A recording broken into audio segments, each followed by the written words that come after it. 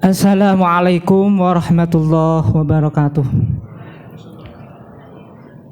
Bismillah, alhamdulillah, wassalatu wassalamu ala rasulillah Sayyidina Muhammad ibn Abdillah wa ala alihi wa sahbihi wa mawalah wa la hawla wa la quwata illa billah.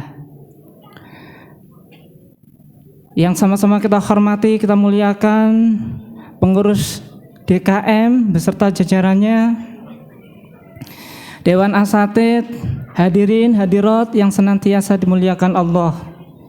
Terlebih dahulu kita panjatkan puji serta syukur kehadirat Allah Subhanahu wa Ta'ala yang telah memberikan kenikmatannya sehingga hari ini kita dalam kondisi sehat bisa melangsungkan sholat isya dilanjutkan dengan sholat tarawih.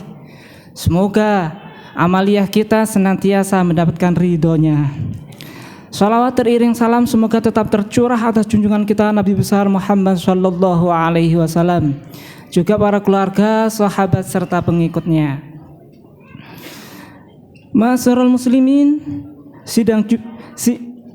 Ma'asyiral muslimin, jamaah salat tarawih yang senantiasa dimuliakan Allah. Orang yang telah memasuki daripada Ramadan seharusnya dia berupaya, berlomba-lomba untuk menggapai daripada Ramadan itu. Maksudnya apa hadirin? Menurut Syekh Abdul Qadir Jailani, bahwa yang namanya Ramadan itu terdiri dari 5 huruf. Keterangannya di dalam kitab Al-Ghunyah li Thalibi Thariqil Haq fil Akhlaqi wal Adzabil Islamiyah, jilid yang kedua, halaman ke-8. Beliau menjelaskan bahwa orang yang telah memasuki daripada Ramadan idealnya berlomba-lomba untuk mencari daripada Ramadan itu sendiri. Ramadan terdiri dari rahmat, ada mim, maghfirah atau ampunan. Kemudian ada domanullah atau jaminannya Allah, pembebasan dari sengatan api neraka. Kemudian juga ada alif yang berarti ulfah atau kasih sayangnya Allah. Yang terakhir itu ada nun, yaitu nurullah. Ma'asyiral muslimin yang kami muliakan, terkait daripada 5 komponen itu ada trik dari Rasulullah Shallallahu Alaihi Wasallam supaya kita bisa menggapainya. Di antaranya hadis al-jannatu mushtaqatun ila arba'ati nafarin, bahwa surga itu sangat mendambakan 4 golongan. Mudah-mudahan kita termasuk di dalamnya. Yang pertama itu adalah dalil Quran, orang yang rajin baca Quran. Walaupun kita nggak mengetahui maknanya, walaupun kita nggak mengetahui tafsirnya, kesempatan Ramadan kita maksimalkan, kita programkan bahwa kita harus khotam, harus selesai. Menurut Imam Ali, pahalanya itu beragam. Yang biasanya manjaz bil hasanati falahu asyru amsalihha, yang umumnya per huruf itu satu huruf itu pahalanya 10. Cuman kalau diawali dengan wudu, dia memperoleh pahala 25. Ketika dalam kondisi sholatnya sambil diri, pahalanya 100 per hurufnya. Kalaulah kita capek, sholatnya sambil duduk, pahalanya adalah 50 per hurufnya. Bismillahirrahmanirrahim itu ternyata ada 19.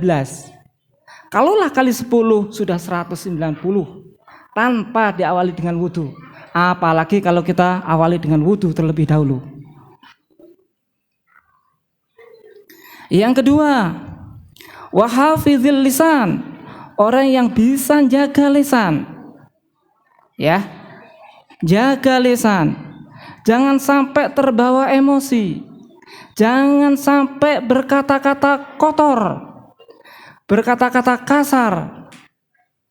terlebih sampai ngucapin binatang, ya, dasar lo monyet. Nah, nauzubillah min dzalik. Seperti itu bisa merusak daripada pahala puasa. Bagaimana ketika kita dikatain bego lo misalnya? Imam Ghazali itu mengajarkan kepada kita supaya elus dada. Alhamdulillah saya enggak bego. Jelek lo, alhamdulillah saya enggak jelek. Tapi ketika kita nimpalin, apa lo bilang? Kamu ngatain saya jelek, kamu lebih jelek. Nah, seperti itu, maka miwon, sami mawon. Yang ketiga, wa mut'imil ji'an, orang yang bisa nyiapin orang buka puasa. Ya. Menyiapkan buka puasa sangatlah besar pahalanya. Di dalam kitab Riyadhus Shalihin, Imam Nawawi menjelaskan bahwa ada seorang pelacur gara-gara ngasih minum seekor anjing, dia memperoleh tiketnya surga. Padahal anjing itu di mata orang Islam jelek. Bagaimana ketika dia ngasih makan, ngasih minum daripada binatang ternak, pasti pahalanya lebih besar. Bagaimana ketika dia memberikan minum kepada makhluk yang mulia, yaitu manusia, pastinya lebih besar lagi. Bagaimana ketika kita ngasih makan, ngasih minum orang yang puasa, pastinya lebih besar lagi. Kesempatan kita bulan Ramadan untuk berlomba-lomba mencari daripada rahmatnya Allah. Yang terakhir, yang keempat, ini adalah was-shaimina fi syahri Ramadan, orang yang puasa di bulan Ramadan. Ini termasuk golongan yang sangat dirindukan oleh surganya Allah. Kalau dulu di pesantren itu seringkali menafsirkan ayat itu dengan ya ayyuhalladzina amanu, he eling-eling wong-wong kang padha iman, sapa ladzina kutiba, sapa ladzina kutibatin wajibaken alaikum ing atase sira kabeh asyamu poso, kama kutiba kaya dene den wajibaken ala ladzina min qablikum, kaya dene wong-wong sadurunge ira kabeh alakum supaya sira kabeh tatakuna padha takwa sira kabeh. Itu kalau bahasa Jerman. Nah, tujuan utama daripada melaksanakan puasa itu adalah menghadirkan rasa takwa kehadirat Allah Subhanahu wa taala. Bukan hanya sebatas berlapar-lapar, bukan hanya sebatas ngisi luang tahunan, melainkan kesempatan kita untuk meraih daripada derajat takwa kehadirat Allah Subhanahu wa taala. Hal yang demikian disinyalir oleh Rasulullah Shallallahu Alaihi Wasallam. Kamin shaimin laisa lahu min siyamih illal ju' wal atas. Banyak sekali di antara umatku yang melaksanakan puasa, tapi dia enggak memperoleh pahalanya. Yang ia dapatkan hanya lapar dan haus saja. Ini yang harus kita antisipasi.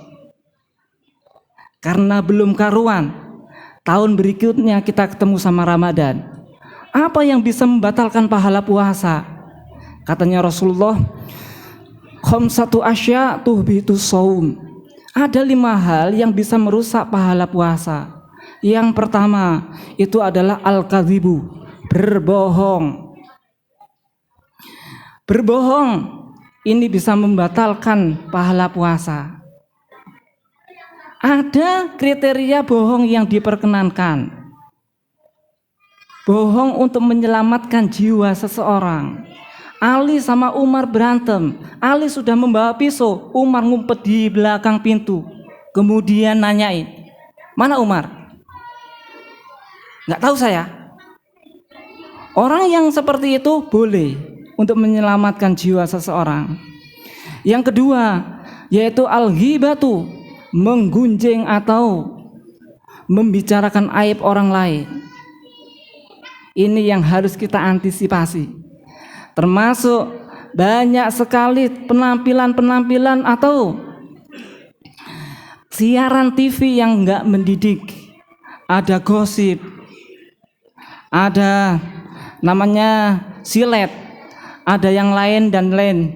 Ini semua kalau kita getol mendengarkannya bisa merusak daripada pahala puasa. Yang ketiga, ini adalah wan namimatu, mengadu domba atau provokator. Yang keempat adalah wal yaminul ghamus, bersumpah palsu. Demi Allah, wallahi, tallahi, billahi, ini semuanya bisa membatalkan pahala puasa. Yang terakhir ma'asyiral muslimin, yaitu wal yaminul ghamus. Yang terakhir adalah wan nadhru bi syai'in bi syahwatin, melihat sesuatu disertai dengan syahwat. Nah, kesempatan kita ketika ngabuburit di sore hari, padahal itu waktu yang sangat mustajab kehadirat Allah. Kesempatan kita perbanyak doa, kok kita pakai untuk ngabuburit, kemudian melihat sesuatu yang enggak mendidik, enggak dilihat katanya mubazir, dilihat takut banjir, termasuk ke mal-mal. Lah, yang demikian ini bisa merusak daripada pahala puasa.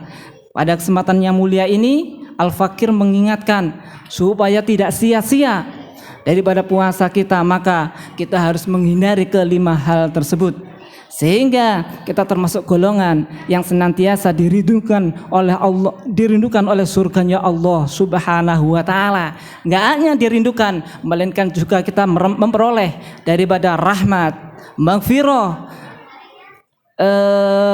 jaminannya Allah, kasih sayangnya Allah, juga nurullah. Demikian yang bisa disampaikan, kurang lebihnya mohon dimaafkan. Khairul kalam, wabillahi taufik wal hidayah, wabiridha wal inayah. Assalamualaikum warahmatullahi wabarakatuh.